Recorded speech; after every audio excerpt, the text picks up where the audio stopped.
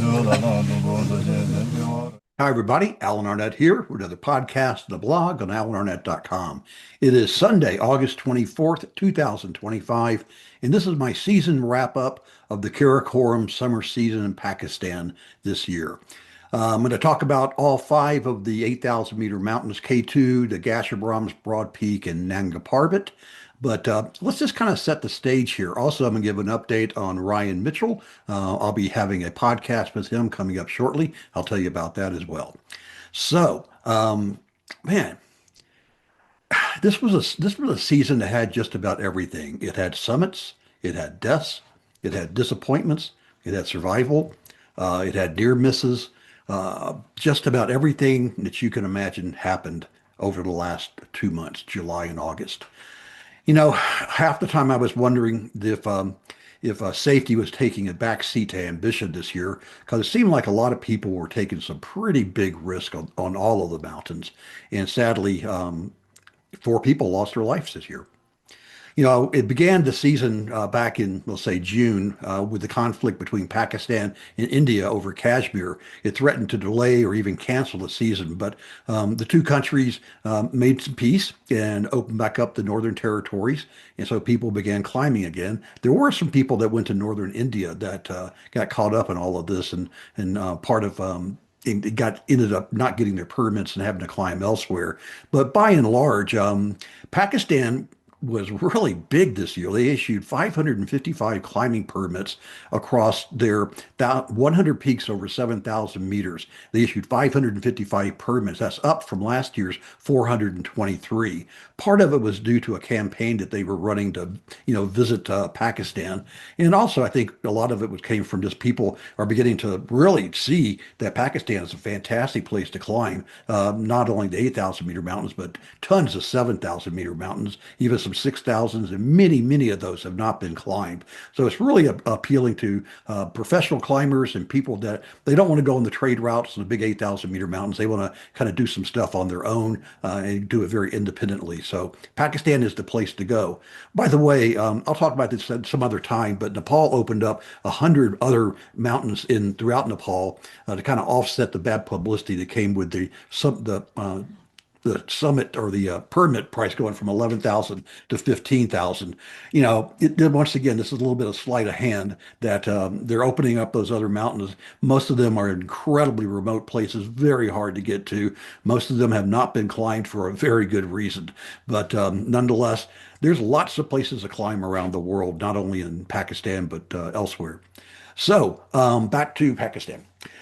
Again, just like on Annapurna, I've talked about this many times, that the season started off with no snow on the lower part of the mountain under Camp 1. Same thing happened across the 5 on in Pakistan, and started off in Nanga Parbat with them starting to see rock fall, and that was the big thing. But the counterintuitive part of this was that there was heavy snowfall, deep unconsolidated snow higher up on the mountain, let's say above a Camp 2 or a Camp 3. So people would, if they could dodge the rocks, then they would get to Camp 2 and 3, and all of a sudden they couldn't break trail. I mean, it was just impossible because the snow was so deep. And like I said, it was also unconsolidated. So it was a tough time getting the ropes on the mountains, much less trying to climb. And then also something else odd happened this year, that the communications was very, very muted, I guess.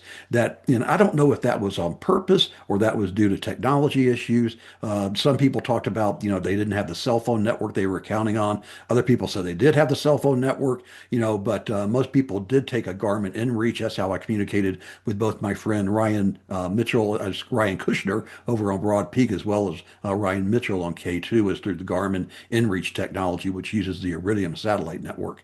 But nonetheless, it was really quiet. And also, there was a lot of kind of lack of cooperation amongst many of the teams, especially conflict between the independent climbers and the commercial climbers. A lot of insults were thrown around, and it just was not a very positive environment from what I could tell. But let's start off with tragically the 4 deaths. On July 4th, Jack climber Carla Kolochida, she slipped on some rocks and fell to her death on Nanga Parbat. That started off a very, very difficult season.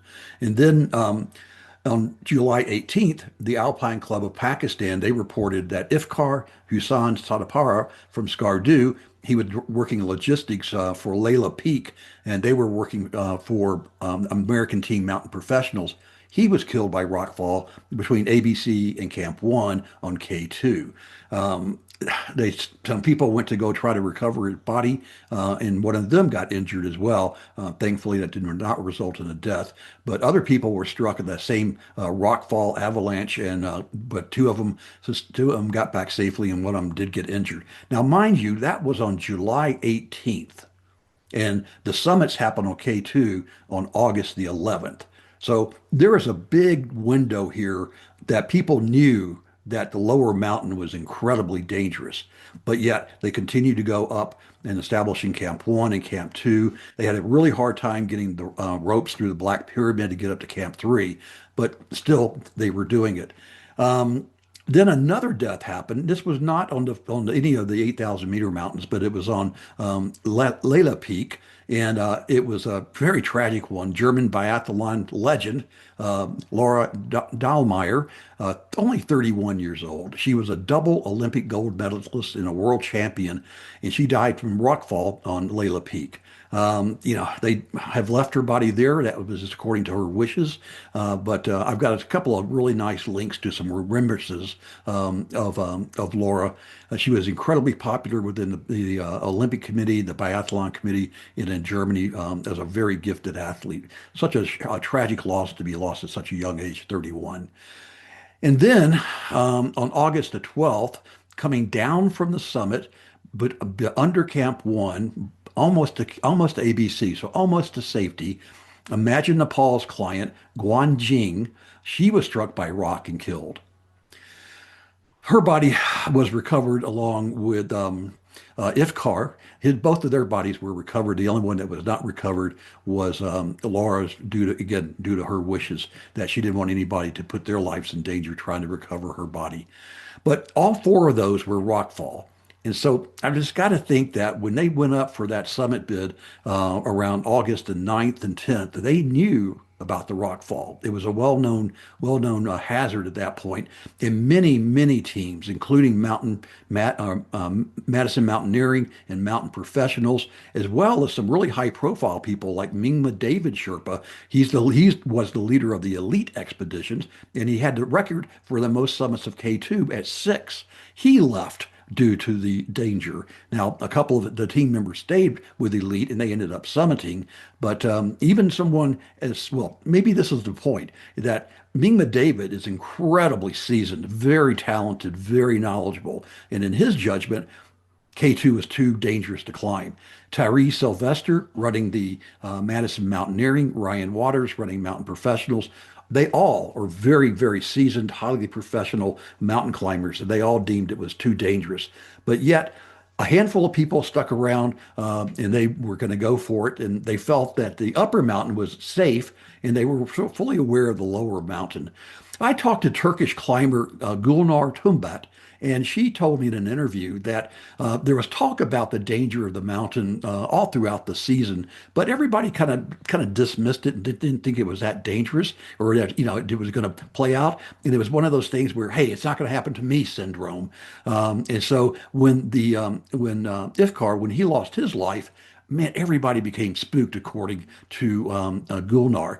And she said that that's when, kind of, as put in her words, the weirdness of the season began emerging.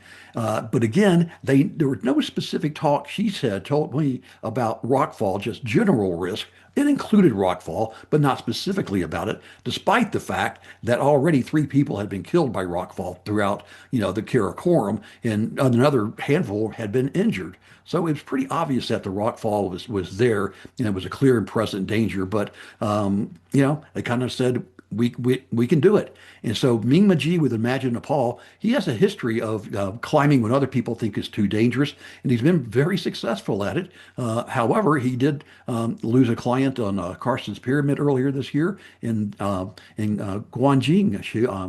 She was his client. She summited along with 15 or 14 other people. There were 7 members and 8 Sherpas with Imagine Nepal that summited on August the 11th. Alpinist climber expeditions, they had 9 people summit, 7 summits treks, our 800-pound gorilla in mountain climbing these days. They had 5 members with 5 Sherpas. Elite had 3 members with 2 Sherpas. And Masherbomb had a couple of people summited. One was on the rope team that was working for Madison Mountaineering, but he did not leave when they left. And then on August the 12th, a French climber, Sergei Hardy, he said that he summited all by himself, that he hung around at the high camp after everybody else went up and summited on the 11th, and he wanted to wait and let them go. And then he went up the next day, and he said he was all alone on the mountain. Haven't seen any GPS tracks or any photos to back that up, but that's what he said. I want to give a big shout out to Ryan Mitchell and the Madison Mountaineering team for doing some trash collecting. They collected over 600 pounds of trash, primarily between K2 Base Camp and Advanced Base Camp. And here's what happened with that. Because it was so dry, normally a lot of that trash is covered up by snow or by rocks. And this year, because it was so dry, it was all dried out. So there was a lot of trash that was just obvious, and they were able to pick it up. Ryan ran a fundraiser before he left, and they raised enough money to be able to send all that trash back down to Skardu on horses and mules and even porters in some cases. So people have asked me, hey, wasn't it too late to summit in August? And the answer is yes and no. Traditionally, people summit K2 in late July, around July 27th, my birthday, the same day I summited. But there have been August summits for a long, long time, like on August 1st, 14th, and 23rd, are 3 dates, like in the last, let's say, 25 years that people have summited. But K2 is not impacted by the monsoons quite as much as it is by the jet stream. But again, this year was a little bit of an exception there too. It was incredibly hot all year long. In fact, in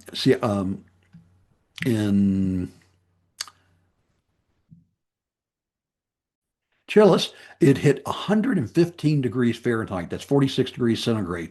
What's hot temperatures in Pakistan in the summer is very common. This year was particularly hot, and it carried over into the northern territories onto the mountains. And that's part of what made this whole environment just really just kind of off from what it normally is in a more typical year.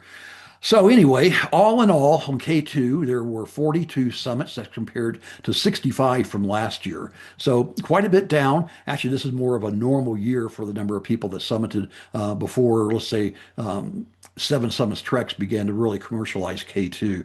And now we're seeing anywhere from, 50 to 150, even 200 in some of the more recent years. But nonetheless, K2 is now over. And we talked a little bit about Ryan. They went up to Camp One, and they also had climbed an unclimbed peak near K2 Base Camp got to about 20,000 feet to acclimatize. They only made one trip up K2, and that was to Camp One. Tyree Sylvester got up there, and he said, "You know what, gang, this is too dangerous. Somebody's going to die on this mountain." So he called the expedition, called it off, and they returned to base camp and they began trekking out the next day. Ryan's home. He's actually at home in Massachusetts visiting his family and his dog. I'm going to have him on in doing a podcast on, let's see, it's going to be August 8th. August 8th. And so we're going to talk all about his experience, but we're not going to give away everything because he's busy editing his videos that he took. He stayed true to his promise that he took videos almost every single day, including going up to Camp One and the other on the unclimbed peak, also collecting trash. So it'll be really interesting, be just like what he did with his Everest video. Of course, not to the summit, however. And I'll ask Ryan what his plans are going forward, whether he's going to go back to Ahmad Blam, go back to K2, or he has other plans. But he said he didn't want to give away any of the secrets, so I guess we'll have to have a little bit of a teasing going on here. But it'll be fun. It'll be great to talk to him. But he's doing really well. And he said he did tell me, I don't know if it was tongue in cheek or not, but he said, I'm in the process of planning my next climb. So, stay tuned, I guess. We'll find out on 2 weeks from Monday. Let's see. In terms of notable K2 summits, Kara on behalf of the Alpine Club of Pakistan, he posted some what he called notable summits. First off, there was Gulnur Tumbat, who I spoke about earlier. I interviewed her. She became the first Turkish female to summit K2. Um, Sidi Bardar Tamang, he got his seventh K2 summit. I believe that's a record now. Ming Maji, he got his sixth K2 summit. Maria Alexander Danala, she's the first Romanian to summit.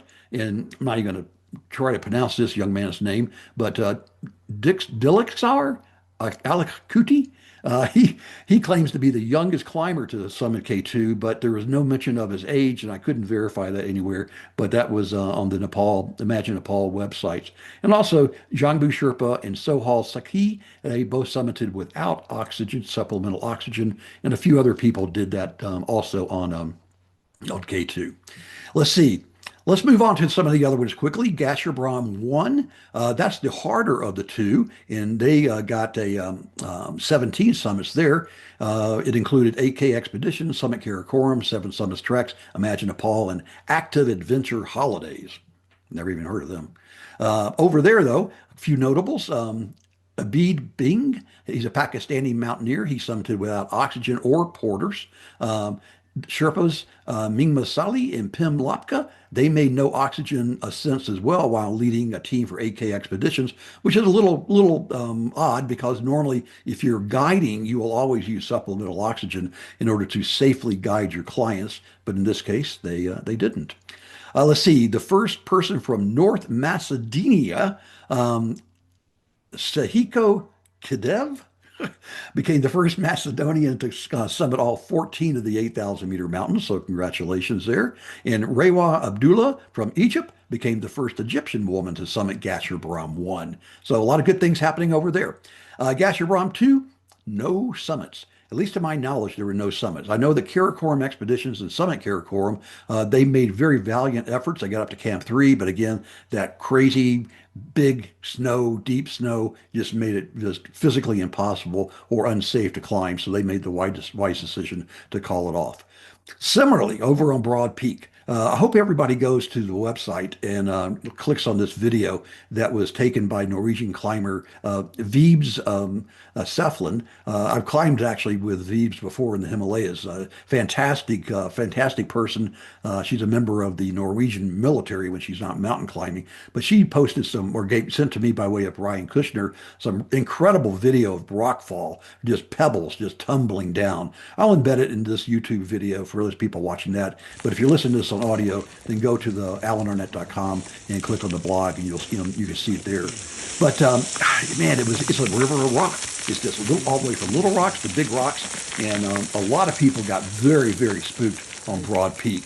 Ryan said that they got up to Camp 1, Camp 2. They made an attempt to go above Camp 3, but again, the snow was just unconsolidated, very difficult. So everybody left Broad Peak. One of the few years in recent history that Broad Peak has not been summited.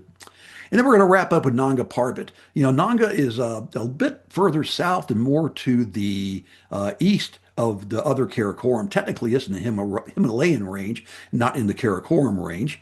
And so anyway, as a result, it gets summited earlier than the other ones to the north. And so this year there were about 25 summits. 7 Summits Treks had about 11 people summit. And then there were some really interesting climbs this year. There was the first ski descent complete ski descent by French ski mountaineers Tepin du Perrier and Boris Langenstein. They made a full descent by the Rupel face following the historic Shell route and all the way down to base camp on skis. So really, that's pretty cool actually. Sort of like the other couple of years ago when K2 was skied all the way from the summit all the way down.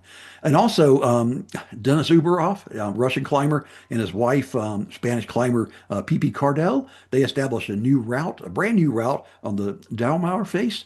They did it alpine style, which means no fixed ropes, no supplemental oxygen, or they didn't establish high camps. So they just really just climb the mountain. Just amazing. And people say that, all the adventure and the historic breakthroughs are all over. There's nothing left to do. Well, I think Dennis is proving that that's absolutely not true. Another one that was pretty interesting was German climber David Gottler. he summited with the French skiers on June 24th, and then he came down just a smidge under the summit, where it's a little bit safer. And then again, this is Nanga Parbat, and he paraglided down approximately 7,500 meters. So what is that, about 21,000 feet? Good Lord. And he did it, only took him 30 minutes to paraglide down. I guess that's how you do it when you're an express climber. So, okay, that wraps up the season. I don't know if it goes down in the record books as a successful season. I think it goes down as another one of those case studies in risk management. I think we saw some good examples and some poor examples this year, similar to what I went through a couple of weeks ago when I covered four different case studies of risk management. And you know, I think this is going to become the new norm. With climate change, these mountains are becoming more difficult to climb. They're becoming more dangerous, becoming more unpredictable. And as a result, people are going to have to understand what their risk profile is, especially the operators, and whether they're putting their clients in too much of a risky situation in the name of trying to achieve summits and, quote unquote 100% success, and other metrics that really are meaningless when you talk about people losing their life. So I always say to everybody listening that if you're a mountain climber and you're going on one of these things, you have got to go and be as self-sufficient as possible, and you've got to self-advocate. If you're tingling, if the hair on the back of your arms is standing up because you think it's unsafe, listen to your intuition. 9 out of 10 times you're going to be more right than wrong, and all it takes is that one time being wrong, and you could lose your life. And climbing a mountain is simply not worth that. All right. I'll see you again in a couple of weeks when we have Ryan Mitchell on the podcast. And meanwhile, climb on. This is Alan. And remember, memories are everything. The podcast on AlanArnett.com is sponsored by Summit Coach, helping aspiring climbers worldwide to reach their dreams.